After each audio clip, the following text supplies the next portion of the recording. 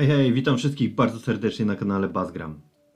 Dzisiaj zaczniemy sobie nietypowo, bo od protipa dla posiadaczy PlayStation 5. W sumie nie wiem czemu dopiero teraz, bo wiem o tym od jakiegoś czasu, ale lepiej później niż wcale. A daję to na początku, żeby nie trzeba było szukać, jak ktoś będzie zainteresowany. Otóż, jeżeli macie już PlayStation 5 i zastanawiacie się nad kupnem kamery PlayStation 5, bo chcecie się pokazać podczas streamowania na przykład, to fajnie, to spoko, to bierzcie. Ale jeżeli chcecie tę kamerę kupić, żeby zastąpić tę z PlayStation VR, nie kupujcie. Nie będzie działać. A jeżeli chcecie ją kupić, żeby nagrywać siebie jak gracie w PlayStation VR, to też nie kupujcie. PlayStation 5 nie obsługuje dwóch kamer naraz. Takie informacje dostałem od PlayStation Polska swego czasu. Dziękuję za uwagę i zaczynamy sierpniowy wrap-up. Sierpniowy wrap-up growy. Intensywnie mi się zaczął miesiąc, bo już 1 sierpnia sprawdziłem sobie 2 tytuły. Najpierw wjechało Symmetry. Kupiłem dawno temu, leżało i czekało. I się doczekało. Tyle, że ja przez ten cały czas myślałem, że to jest jakaś gra logiczna. A to taki survival strategiczny. I to od polskiego studia z Bielska Białej. Grze zajęło 20 minut, żeby wybić mi załogę, a to nie był nawet najtrudniejszy poziom. Generalnie chodzi o to, że rozbijamy się na bardzo zimnej planecie i mamy do dyspozycji 3 członków załogi, którzy starają się przeżyć i naprawić radio. I jakoś tak, do tego momentu mniej więcej doszedłem. Muszę jeszcze wrócić do tego tytułu, bo wziął mnie znienacka, nie spodziewałem się.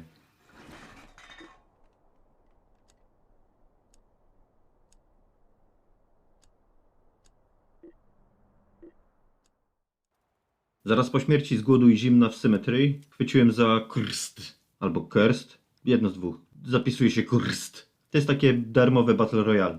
Zainstalowałem, zagrałem trening 1 rundę i odinstalowałem. Wygląda źle, gra się jeszcze gorzej. Takie strzelanie z grafiką Players Unknown i dodatkowym elementem w postaci supermocy, na przykład znikania. Tyle z tej gry pamiętam, bo po tym co zobaczyłem, to nie chciałem sobie już nawet nią głowy zaprzątać.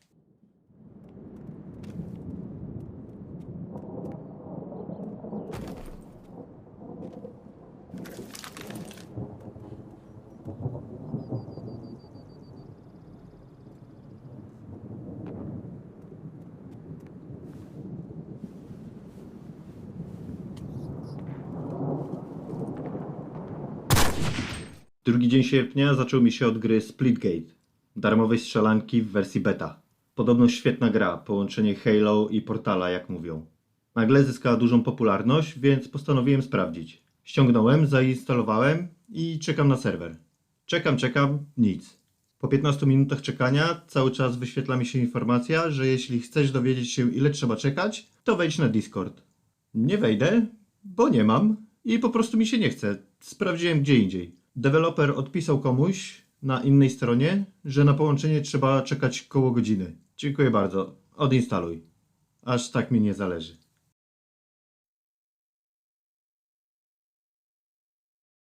W międzyczasie pograłem jeszcze kilka meczy w Rocket League. Tak rozrywkowo, nie tam, że gry rankingowe. W zasadzie to tak po kilka meczy dziennie grałem, na samym początku sierpnia. W większości z randomami. Zapytacie czemu? Otóż są 2 powody. Po pierwsze, mam znajomych tylko 2 ludzi, którzy też grają w Rocket League i nie zawsze mam okazję z nimi zagrać. A czasem nie mam ochoty i tu wjeżdża powód numer 2. Przez to, że idzie mi mocno średnio w tę grę, czasem wolę zagrać z randomami, bo mam wtedy mniejsze wyrzuty sumienia, jeśli przegramy mecz, szczególnie jeżeli wbite nam gole wpadły z mojego powodu. Pracuję nad tym, ale niezbyt ciężko. To jest ogólnie temat na oddzielny filmik, który może zrobię. Dlaczego unikam grania z innymi i jak nad tym pracuję?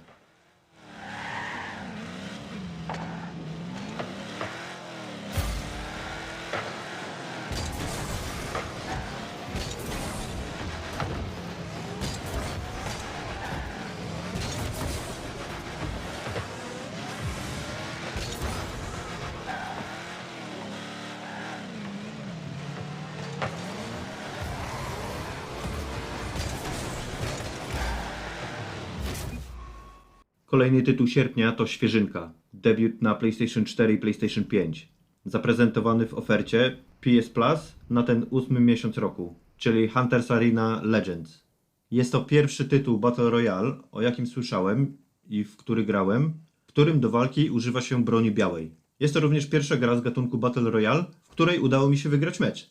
I mimo, że to powinno zachęcić mnie do dalszego grania, to nie jestem pewien, czy będę kontynuował zabawę z łowcami. Na pewno jest ładnie i kolorowo, a arena naszych zmagań jest ciekawie zróżnicowana topograficznie. Na pewno dźwięk jest spoko. Na pewno jest ciekawy roster postaci, które używają na pewno ciekawych broni, jak na przykład łańcuch bojowy, wachlarze czy szal.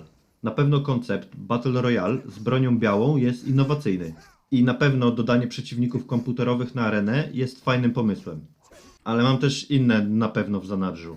Na pewno balans między postaciami jest mocno niewyważony i te, które władają bronią dystansową, mają znaczącą przewagę, szczególnie pani z wachlarzem. Na pewno walka jest trochę toporna i taka ślamazarna. Na pewno jest dziwny sposób poruszania się, gdzie mamy dwie postawy. Ze schowaną bronią i wtedy biegamy jak szaleni, albo z bronią wyciągniętą i wtedy chodzimy tak powoli, że równie dobrze można stać w miejscu. Na pewno gra nastawiona jest na wyssanie hajsu z każdego, kto jest chętny, by zabulić miliony monet za nikomu niepotrzebne stroje, skórki broni, gesty i emotki. A większość z nich jest naprawdę kosztowna. W jednym meczu zarobisz powiedzmy 160 zł. A jeden taki taniec, najtańszy, kosztuje 2,5 tysiąca. Niby nie najgorzej, ale najdroższe chodzą już po 25 tysięcy. I na pewno arena jest po prostu za mała, nawet jak na potyczki dla tylko 25-30 graczy. Nie wiem w jakich warunkach ktoś ma czas w tej grze, żeby wykonać swoje tańce holańce, kupione za gruby hajs. Naprawdę nie wiem. Ja często nie mam nawet czasu, żeby się uleczyć, bo to zajmuje trochę czasu. A co dopiero wybrać z kółka hopów i siupów jakieś podrygiwanie. Pograłem w to jeszcze kilka razy, ale czuję, że moje zainteresowanie topnieje z każdym nowym meczem. Być może wrócę do tego tytułu w późniejszym czasie, jak wjadą jakieś nowe featuresy, ale jeżeli tak, to podejrzewam, że też nie na długo.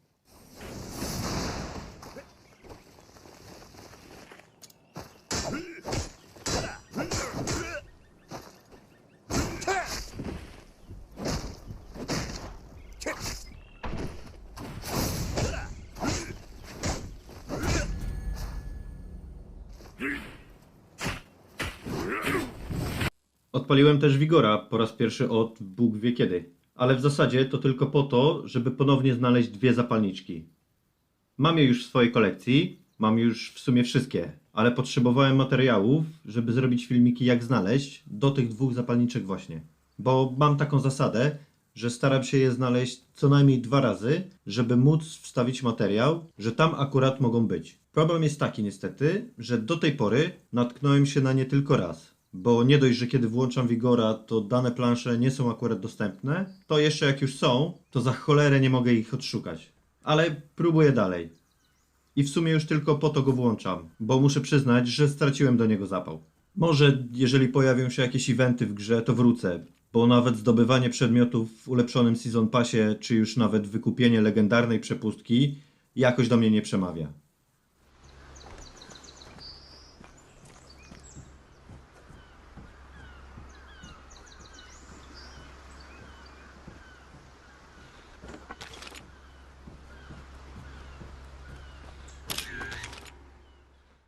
Wigorowy update. Jest 17 sierpnia i jedną z tych dwóch zapalniczek znalazłem raz. I to jeszcze w nowym miejscu. Wychodzi na to, że muszę szukać dalej, zanim będę mógł zmontować pełny materiał. Po tym znalezieniu pograłem jeszcze kilka meczy w ciągu jednego dnia, nic nie znalazłem i rzuciłem grę w kąt. Spróbuję kiedy indziej.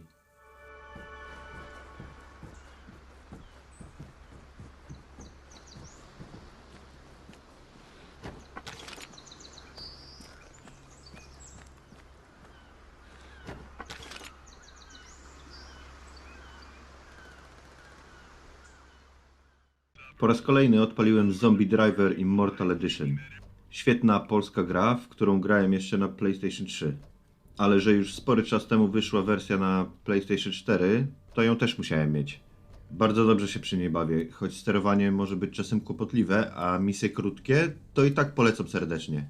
Tak z grubsza, jeździmy samochodem i zabijamy całe masy zombie i innych wynaturzeń. Możemy zbierać różne typy broni, każda misja ma zadania poboczne, w których nagrodą może być na przykład nowy samochód, jest nitro, są misje dzienne i nocne i litry posoki. Super rozpierducha. Polecam, nawet jako przerywnik między większymi tytułami. Bo nie wiem czy wspominałem, ale misje są krótkie. Poza tym jest jeszcze tryb wyścigów z 3 różnymi wariantami oraz taki jakby tryb survival, więc możecie się sprawdzić, jak długo przetrwacie napierające fale umarlaków. Kurczę, aż chyba sobie zaraz odpalę tą grę.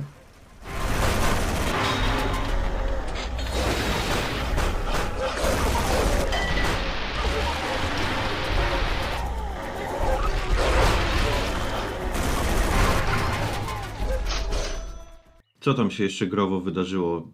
Ano, miałem przyjemność zagrać i ukończyć The Last Campfire, o którym materiał mogliście już obejrzeć na moim kanale. Serdecznie Was odsyłam do tego filmiku. Bardzo dobra, poruszająca logiczna platformówka z sympatycznym bohaterem i głębszym przesłaniem. Ciekawe zagadki i fajne postacie. Naprawdę polecam. Taka gra na zadumę trochę. Even brighter. Surprising.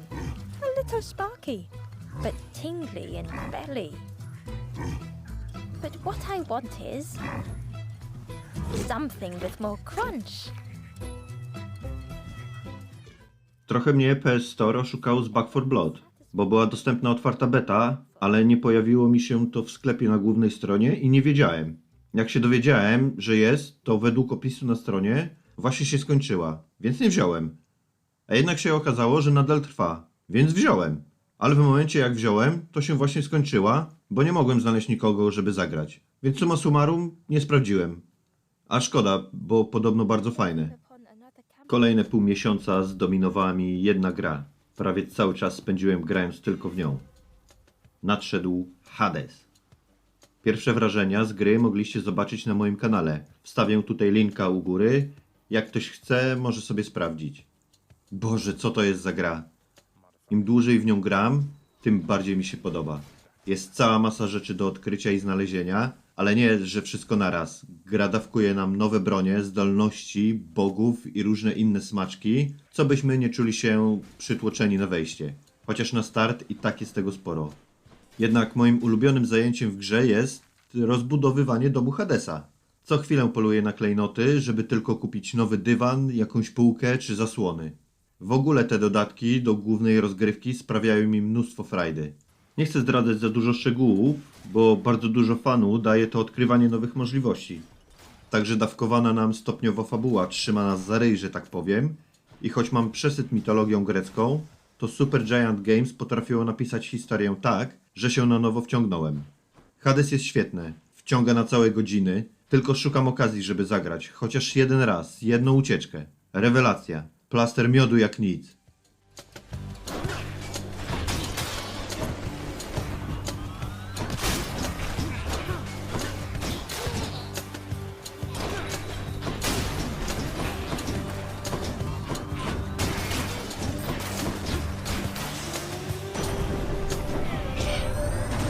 Shield of yours called Aegis. Why, in fact, it's mine from long ago, young man. I've no more need of it, of course, but how you found it you shall have to tell me once you're here.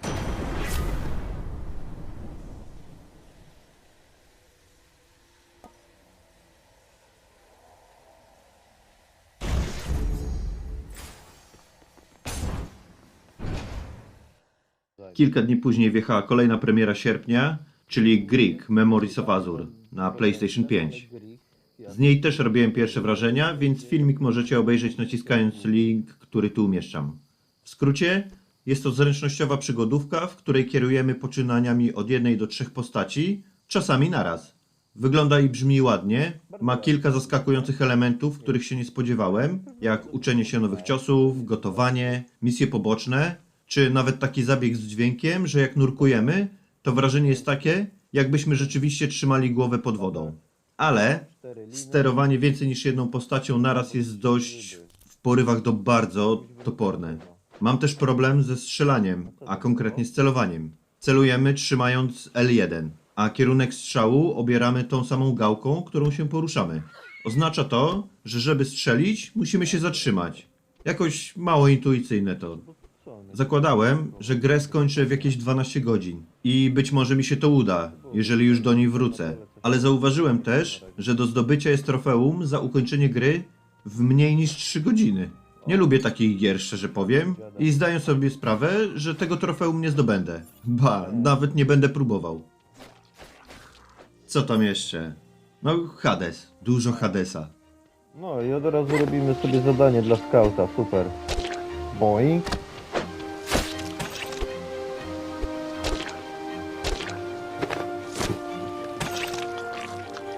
Co tu się dzieje? Aha. Żebyśmy... Ojej, ojej, oj.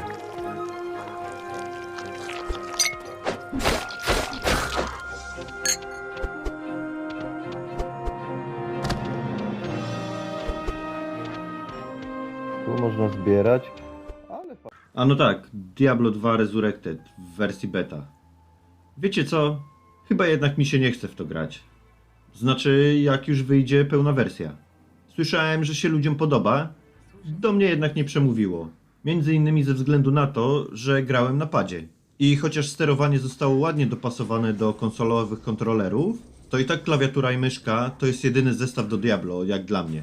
Szczególnie przenoszenie przedmiotów i generalnie obsługa ekwipunku jest dość męcząca. Myślę, że lepszym rozwiązaniem byłoby skorzystanie z możliwości panelu dotykowego padów do PlayStation 4 i PlayStation 5, żeby w inwentarzu nawigować. No i menu. Menu postaci jest jakieś takie kwadratowe. Niby nie powinno to jakoś rzutować na grę, ale trochę rzutuje. A poza tym chyba już do mnie nie przemawia rozgrywka.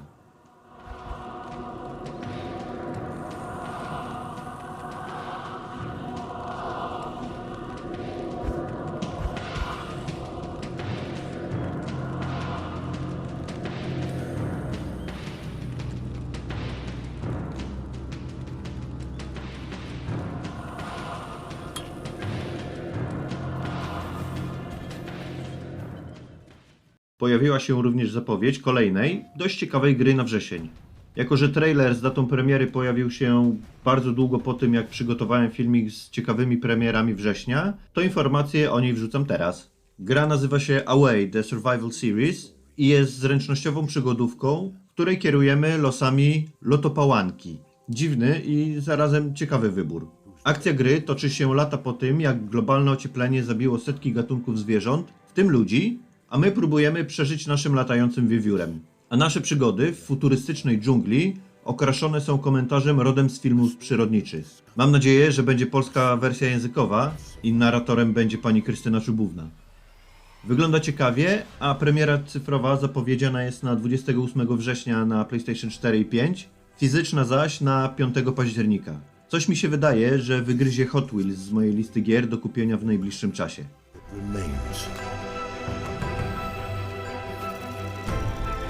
This is your story. Welcome to the Animal Kingdom.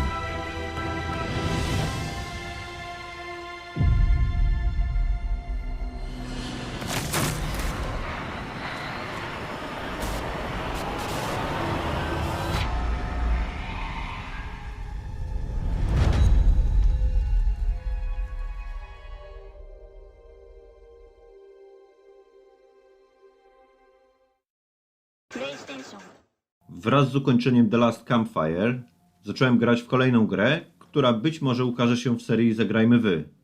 A jest nią Overland. To taka gra turowa, w której kierujemy działaniami małej grupy ludzi podczas inwazji stworów z kosmosu. Musimy zbierać zapasy, znaleźć jakąś broń, bo trzeba się jakoś przed tymi kosmitami odganiać przecież. I zbieramy paliwo, żeby dojechać z jednego wybrzeża Stanów do drugiego. A po drodze możemy jeszcze zmienić samochody, żeby mieć na przykład większą ładowność albo zabrać ze sobą więcej ludzi. Ciekawym elementem jest możliwość skradania się, bo można wtedy uniknąć konfrontacji i odjechać z planszy bez walki.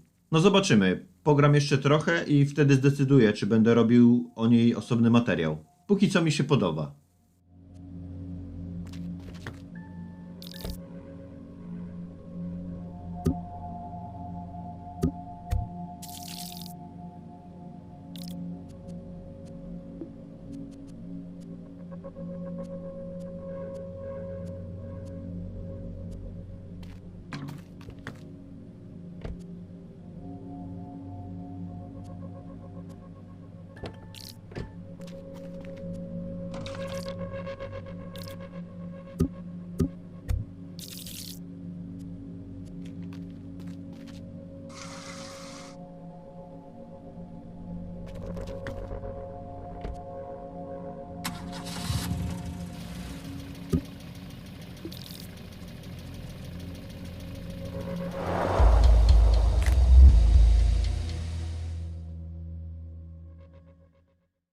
Granie w Overland zostało brutalnie przerwane przez pojawienie się Hadesa oczywiście, ale wrócę do niej w późniejszym terminie. W międzyczasie jednak wjechał Treasure Hunter Simulator, bo był na promce, wiadomo. I z tej gry na pewno będzie Zagrajmy Wy. Już jest w zaawansowanej fazie przygotowawczej.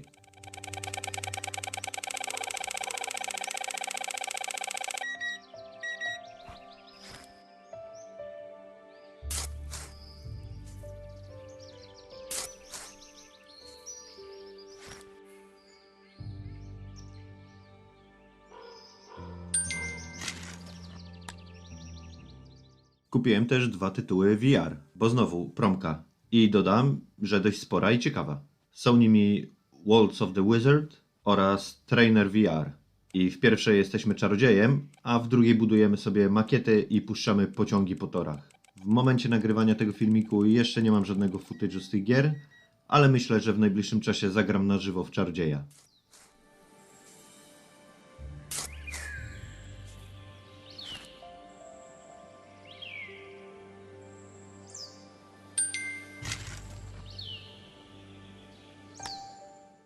A teraz trochę o bardzo niepokojącej grze na telefon, a mowa o tytule Stay With Me. Jest to taki Match 3, czyli dopasowujemy klocki.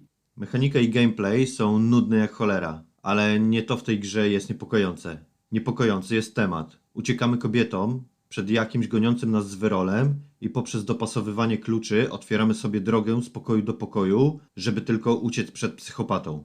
Czasem możemy trafić też na łańcuchy i wtedy nasz prześladowca zostaje nimi opleciony, jak w Hellraiserze. Estetyka gry jest mroczna, taka wręcz brudna i za przeproszeniem tylko nasrać na środku. Nie wiem co za idiota wpadł na pomysł, że to jest gra, która nadaje się do tego, by ją wypuścić do ludzi. Omijajcie szerokim łukiem.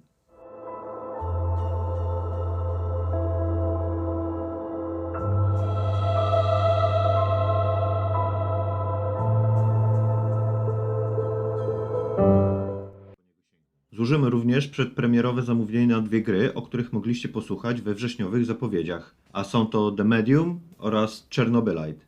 Ten drugi w wersji fizycznej. Aż się nie mogę doczekać. Jeszcze tylko Golf Club Wasteland musi zawitać do PS Store i wrzesień urządzony.